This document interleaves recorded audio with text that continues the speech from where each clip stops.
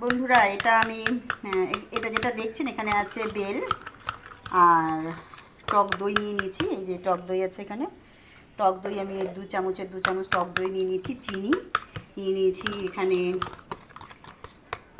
Bit নুন আর এই যে গন্ধরাজ লেবু। এই গন্ধরাজ লেবুটা আমি এখন দেবো না, এটা আমি চিনিটা নুনটা সবটা একসাথে দইটা ভালো করে মিক্স করে রেখে দিলাম বেলের সাথে।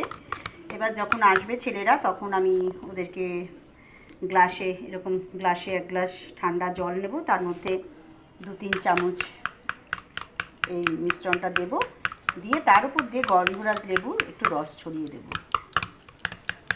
বন্ধুরা এগুলো কিন্তু গরমে খেতে সত্যি ভীষণ ভালো লাগে, তবে বেলের মধ্যে যদি একটু দুধ বা টক দই দেওয়া যায় তাহলে কিন্তু সেটা আলাদা রকম একটা টেস্ট হয়ে যায়।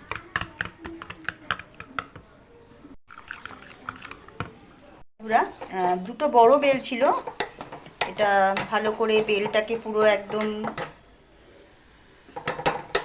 জল দিয়ে হালকা অল্প জল দিয়েছিলাম, দিয়ে বেলটাকে খুব ভালো করে হাত দিয়ে চটকে ওটাকে একদম দানাগুলো ফেলে দিয়ে তারপরে আমি ছাঁকনিতে ছেঁকে নিয়েছি। নিয়ে বেলটা আমি এবার একটু জাল দিয়ে রেখে দেবো, এটা আমি প্রত্যেক বছরই করি বন্ধুরা। এর মধ্যে কিন্তু কিচ্ছু নেই, নুন নেই, চিনি নেই, কিচ্ছু নেই, জাস্ট শুধু বেলটাই আছে। দিয়ে এটা একটুখানি আরেকটু ড্রাই মানে আরেকটু শুকনো শুকনো ভাব হয়ে গেলে আমি এটা ঠান্ডা করে ফ্রিজে, কাচের বয়মে ফ্রিজে রেখে দেবো। এবার যখন ইচ্ছা হবে বেলের পানা খাবো মানে খাবে, তখন ওটা ফ্রিজ থেকে বার করে ঠান্ডা জল, নুন, চিনি, এবার দই দিয়ে হোক, দুধ দিয়ে হোক, বা এমনি যদি মনে হয় একটু লেবু দিয়ে খাবো খেতে পারে। এই সবসময় তো সম্ভব হয় না যে বেল আনলেই বেলগুলোকে আবার মানে এগুলো করতে ভীষণ, যারা করে মহিলারা জানে ভীষণ হেফাজতে সব, সত্যি কথা।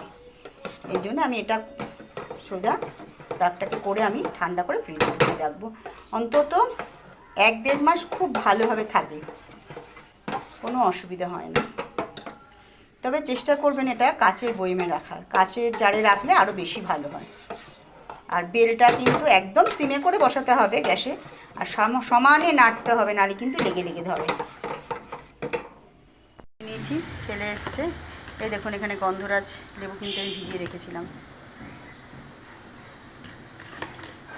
সব কিছু তো দেওয়া, শুধু ঠান্ডা জল দেব, আর যদি বরফ খাবে বলে তাহলে একটু উপর দিয়ে বরফের টুকরো দিয়ে দেবো, ব্যাস।